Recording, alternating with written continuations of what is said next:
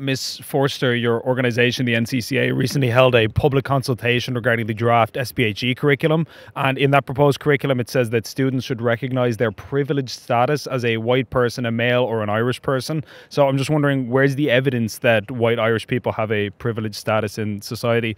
Is there kind of data to back that up, that it would be proposed for the curriculum?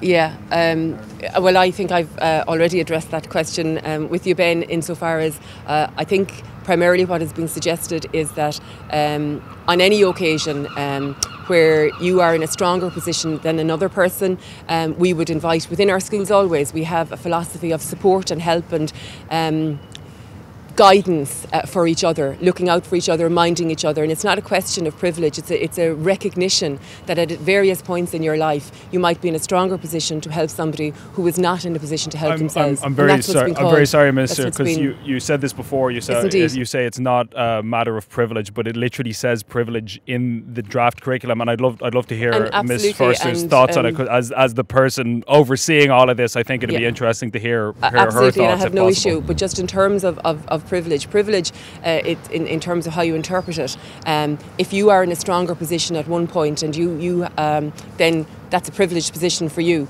in terms of life going particularly well for you, for a person, for whatever reason, is having a particular difficulty. They're less privileged at that time. The issue, though, with that interpretation would be that if you're saying that people have a privileged status on the basis of the fact that they are, for example, white, they're always going to be white. That's not something that's transitory, that you might be white one day and white the next day. So in your life, if you're a white person or you're an Irish person or you're a male, that is going to continue with you for the duration of your life. So this is the issue. And again, I would love to hear Ms. Forster's thoughts on this. Just conclude by saying the understanding is that where you have strength in your life at any given time and somebody else does not, then we encourage in our schools that you are supportive and helpful of others at any given time. That's a spirit of community, that's a spirit of solidarity, that's a spirit of helpfulness, if you like. So we like to think in our communities, and indeed I'd like to think in wider society, and there is a very strong experience of that in Irish society, this desire to help and be supportive of others who might need it at any given time in their lives. And Arlene is very free to. And building on what the Minister has mentioned, that's exactly the understanding of the reference in the draft specification that went out for consultation. And I would emphasise the fact that it was a draft for consultation.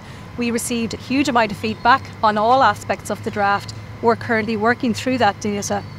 And our plan is to be with our council for approval of the finalised specification in March next year. So I would emphasise, Ben, it was out for consultation.